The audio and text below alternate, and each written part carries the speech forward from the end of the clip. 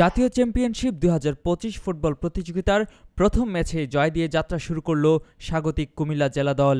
বুধবার বিকেলে শহীদ ধীরেন্দ্রনাথ দত্ত স্টেডিয়ামে রোমাঞ্চকর লড়াইয়ে ঢাকা বিভাগকে ২-১ গোলে হারিয়েছে তারা।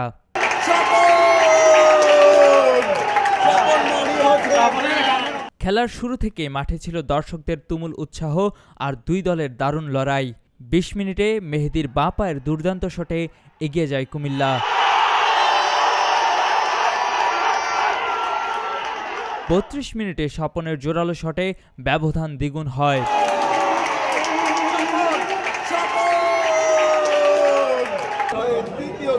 বিরতির পর আক্রমণ শানায় ঢাকা বিভাগ। ৪২ মিনিটে আকাশের লং শটে ব্যবধান কমলেও কুমিল্লার রক্ষণভাগ ও গোলরক্ষক শাকিলের দৃঢ়তায় আর ফিরতে পারেনি অতিথিরা। মাঠের মাঝখানের নিয়ন্ত্রণ ছিল কুমিল্লার মিডফিল্ডের।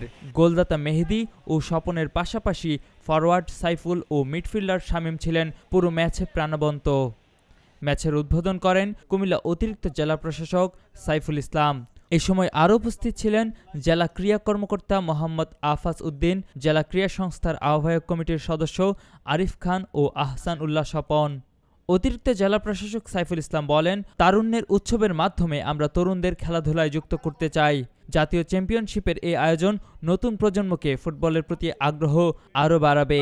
তারুণ্যের উৎসব ২০২৫ দ্বিতীয় পর্বের এই অংশ হিসেবে আমাদের আজকের এই জাতীয় চ্যাম্পিয়নশিপ ২০২৫ কুমিল্লা এবং ঢাকা খেলছে। মাঠে আবার সেই প্রাণ চাঞ্চল্য ইতিমধ্যে চলে এসেছে। আপনারা দেখছেন যে গ্যালারিতে অনেক দর্শক ইতিমধ্যে উপস্থিত হয়েছেন এবং খেলোয়াড়রাও মাঠে প্রবেশ করছেন।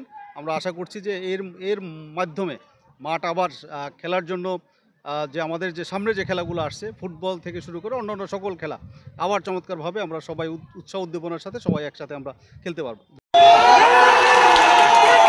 কুমিল্লার কাগজ, নিউজ ডেস্ক।